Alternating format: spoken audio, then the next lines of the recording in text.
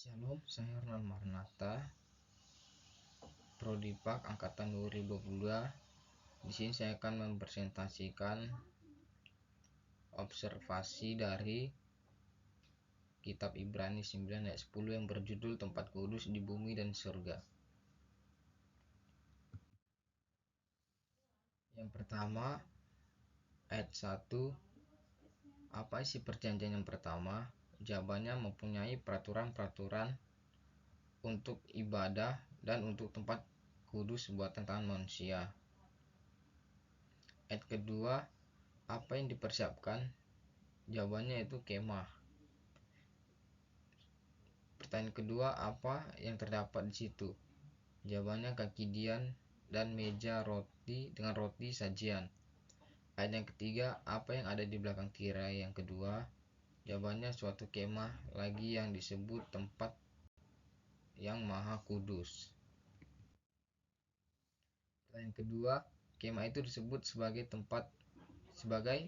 jawabannya itu tempat yang maha kudus. Yang ketiga, di mana kemah itu berada? Di belakang tirai yang kedua. Tempatnya, apa yang ada di dalam tabut perjanjian? Yaitu tersimpan buli-buli emas berisi mana.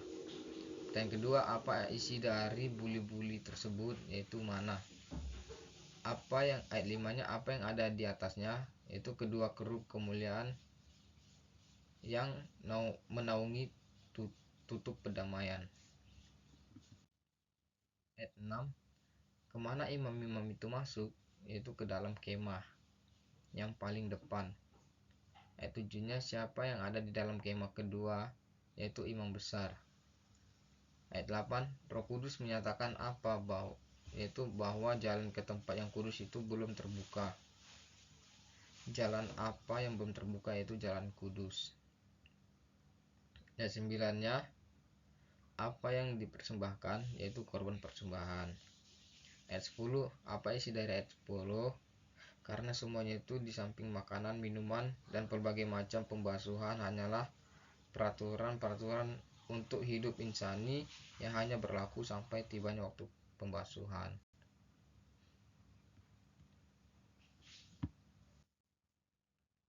Yang kedua itu kata ganti.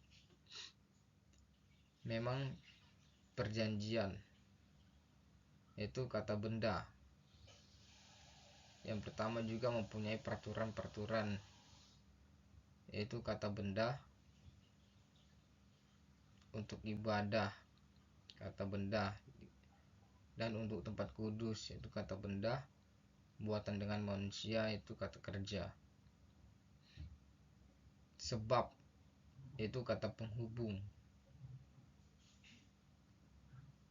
Ada dipersiapkan suatu kemah, itu kata benda, yaitu bagian yang paling depan. Keterangan arah, karena mengarah suatu tempat. Dan di situ terdapat kaki dian dan meja dengan roti sajian, yaitu kata benda, karena terdapat sebuah makanan dengan sebuah sajian. Bagian disebut tempat yang kudus, yaitu kata benda, karena situ adalah tempat. Ada kata tempat, yaitu tempat yang kudus. Di belakang tirai yang kedua terdapat suatu kemah lagi yang disebut Jalan Maha Kudus, yaitu kata benda. Di situ terdapat mezbah pembakaran ukupan dari emas dan tabut perjanjian yang di seluruhnya disalut dengan emas, yaitu kata benda, karena di situ terdapat sebuah benda, emas dan mezbah. Di dalam tabut perjanjian itu tersimpan buli-buli emas, yaitu kata benda. Berisi mana? Tongkat Harun, itu kata benda, karena di situ terdapat mana dan tongkat. Yang pernah bertunas, itu kata kerja. Dan lolo batu, itu kata benda. Yang bertuliskan, itu kata kerja.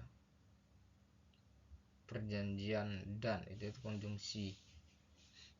Di atasnya itu kata keterangan, karena itu mengarah ke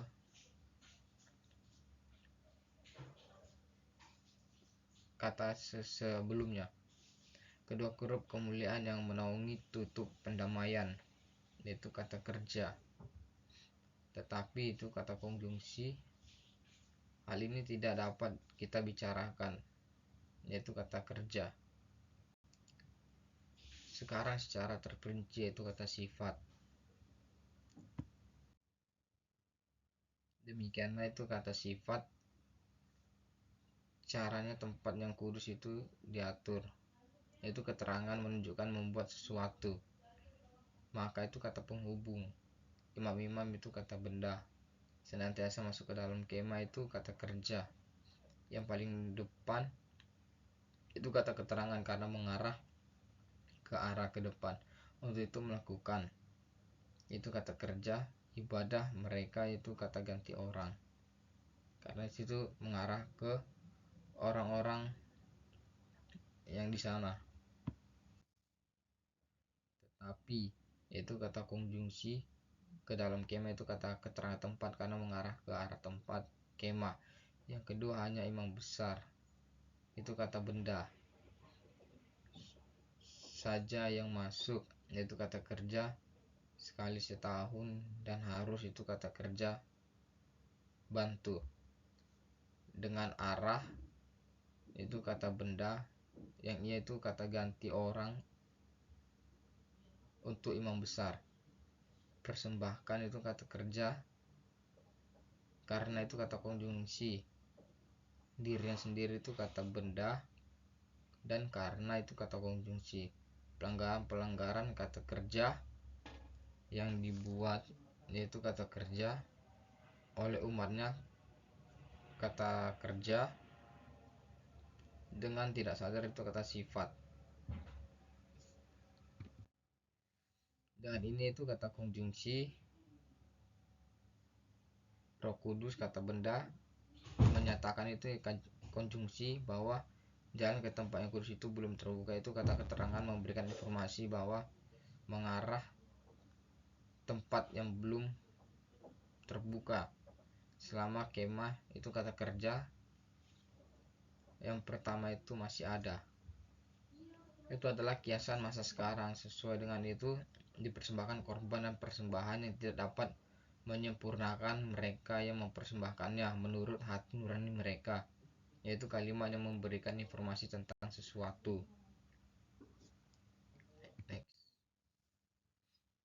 Karena semuanya itu di samping makanan, minuman, dan berbagai macam pembasuhan hanyalah peraturan-peraturan untuk hidup insani yang hanya berlaku sampai tibanya waktu pembaruan, yaitu kalimat pernyataan. Nah, selanjutnya itu tafsiran. Terdapat di Ibrani 9 ayat 2 yaitu kemah. Yang saya tafsir itu adalah kata kemah. Sebab ada dipersiapkan suatu kemah, yaitu bagian yang paling depan, dan di situ terdapat kaki dian dan meja dengan roti sajian. Bagian ini disebut tempat yang kudus.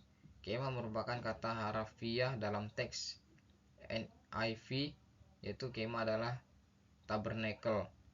King James-nya kemah adalah tabernacle. BMK itu kemah memiliki arti yang sama.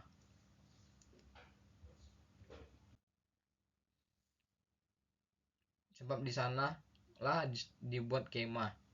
Kata kemah yang sebenarnya berarti kemah bilik atau gubuk, dan kemudian diberikan secara khusus kepada kemah untuk ibadah umum yang dibuat oleh Musa di padang gurun. Untuk penjelasan mengenai hal ini, lihat Keluaran 26. Di tempat ini kata tersebut berarti tempat suci bagian luar atau ruangan di dalam tabernacle, yaitu ruangan pertama yang dimasuki. Di sini disebut yang pertama kata yang sama, oknun, scan, atau digunakan dalam Ibrani 9 ayat 3 untuk menunjukkan tempat suci dalam atau tempat maha kudus. Kemah suci seperti bait suci sesudahnya dibagi menjadi dua bagian oleh tabir Keluaran 26 ayat 31, Keluaran 26 ayat 33, yang satu disebut tempat kudus dan yang lainnya disebut tempat maha kudus. Selanjutnya itu di sastra tipologi, gambaran tentang sesuatu yang akan datang, suatu gambaran yang bersifat antisipasi, simbol yang bersifat nubuat, yaitu orang. Dalam teks dijelaskan orang yang digambarkan adalah imam-imam.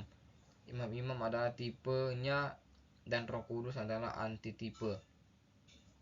Jabatan hanya imam besar saja yang masuk sekali setahun. Artinya Roh Kudus menyatakan jalan ke tempat kudus itu belum terbuka selama kemah pertama masih ada, dan itu adalah kiasan masa sekarang. Yang kedua itu lembaga. Dalam teks disebut kemah suci, mesbah, dan tempat kudus merupakan gambaran tempat yang ada di surga nanti.